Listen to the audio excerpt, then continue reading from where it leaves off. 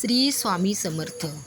आज मी तुम्हाला स्वामी महाराजांच्या काळी घडलेली खरी घटना वाचून दाखवणार आहे। तुम्हाला ती नक्की आवडेल। गोष्टीचं नाव आहे ब्राह्मणाचा पोट शूळ बरा झाला। एका ब्राह्मणाला पोटात खूप दुखत होते, म्हणून त्याने नरसोबाच्या वाडीत जाऊन दत्त महाराजांना 1.25 रुपयाचे पेढे वाटेल असा नवस केला। दत्तकृपेने त्या ब्राह्मणांचा पोट शूळ पूर्ण बरा झाला। पुढे मात्र 10 वर्ष त्यांना नवसाची आठवण झाली नाही। नंतर काही कामानिमित्त ते अक्कलकोटला आले असता त्यांनी स्वामी महाराजांचे दर्शन घेतले। तो स्वामी महाराज त्यांना म्हणाले, पेढे भूल गया क्या? हे ऐकून त्या ब्राह्मणांना आपल्या नवसाचे स्मरण झाले।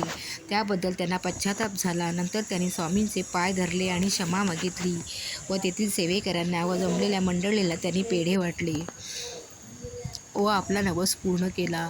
तुम्हाला जर अशा स्वामी महाराजांच्या काळी घडलेल्या घटना किंवा कथा ऐकायला आवडत असतील तर कोकणी स्वामी सेवेकरी या मराठी चॅनलला नक्की भेट द्या आणि त्यातील एखादी कथा जर तुम्हाला आवडली असेल तर ती नक्की शेअर करा। श्री स्वामी समर्थ।